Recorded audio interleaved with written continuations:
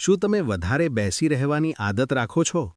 તો સાવધાન, આ તમારી તંદુરસ્તી માટે ગંભીર જોખમ બની શકે છે. વધુ સમય સુધી બેસી રહેવું શરીરને અંદરથી નુકસાન પહોંચાડે છે. સૌથી પહેલું, શરીરની એક્ટિવિટી ઘટે છે, જેના કારણે કેલરી બર્ન થતી નથી અને વજન ઝડપથી વધે છે.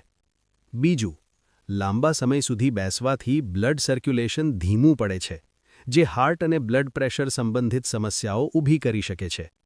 ત્રીજું, મસલ્સ અને બેક પેઇનનો ખતરો વધે છે, ખાસ કરીને કમર અને ગળામાં દુખાવો થાય છે. ચોથું, મેટાબોલિઝમ સ્લો થઈ જાય છે, જે ડાયાબિટીઝ અને અન્ય બીમારીઓનું જોખમ વધારશે. અને સૌથી મહત્વનું, માનસિક સ્વાસ્થ્ય પર પણ તેનો નકારાત્મક પ્રભાવ પડે છે.